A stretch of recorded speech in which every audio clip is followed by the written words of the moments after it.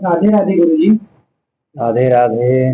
गुरु जी, जो संत महात्मा हैं, जो जंगल में या एकांत में अपना जीवन व्यतीत करते हैं, क्या उन सभी संतों को भगवान आदि के दर्शन हो गए हों?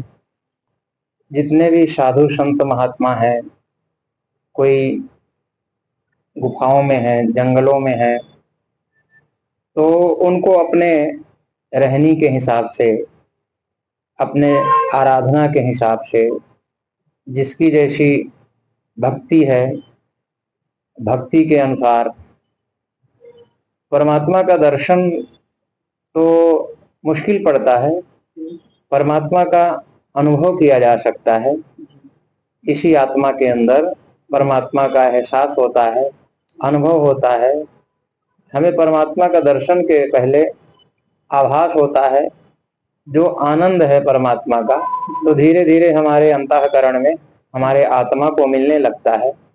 तो हमारे मन, बुद्धि, इंद्रियां सब प्रफुल्लित होने लगती है, आनंदित होने लगती हैं।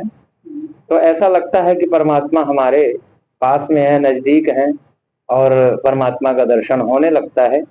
पर जब हम परमात्मा के स्वरूप का चिंतन करते हैं, तो कभी कभी स्वप्न में भी दर्शन होते हैं परमात्मा के। जब हम शयन में जाते हैं, शयन में जाते हैं तो परमात्मा का कभी कभी एक झलक मिलता है। जैसी हमारी जहाँ पर सोच चित्रवृत्तियां रहती हैं, तो कभी कभी परमात्मा का झलक दिख जाता है। कोई मंदिर का हम चिंतन कर रहे हैं, कोई भव्य, कोई धाम का या तीर्थ का, तो कभी पेड़ के पास, तो कभी मंदिर में झूला झूलते हुए, ऐसा एहसास अनुभव अपने चित्त में किया जा सकता है। तो कभी कभी परमात्मा की कृपा हो जाती है, तो उन साधु संतों को भी दर्शन होने लगते हैं। तो वही दर्शन के मस्ती में महात्मा लोग आनंदित रहते हैं। उनको कोई प्रकार का, मतलब बाहर का कुछ भी उनके सोच में प्रवेश नहीं होता। उसके लिए वो निषेध कर देते हैं अपने योग बल के द्वारा, अपने साधना के द्वारा। उनकी इतनी प्रबल साधना है, उस साधना के कारण केवल अपने सोच में, अपने विचार में केवल मात्र परमात्मा का ही आनंद लेते हैं। वो दिन रात सोते जागते, उठते बैठते, हमेशा वो परमात्मा के आनंद में डूबे रहते हैं जी। तो कहने का तात्पर्य यही है कि हर व्यक्ति को चाहिए कि उनका हम अनुसरण करें।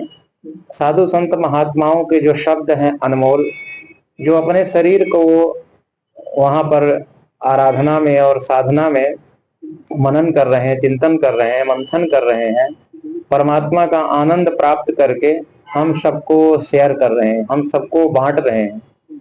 उसको हम लेने के पात्र बने। हर व्यक्ति का कर्म है, हर व्यक्ति का धर्म है। जितने भी भारत में है, विश्व में है, अपने धर्म के अनुसार, अपने ग्रंथ के अनुसार, अपने दिनचर्या के अनुसार हर व्यक्ति को, हर प्राणी को चाहिए कि परमात्मा का आनंद ले, परमात्मा का कृपा ले, परमात्मा की दृष्टि ले, परमात्मा का दर्शन करे, परमात्मा से ही लाड़ लड़ाए, परमात्मा का ही नकल करे,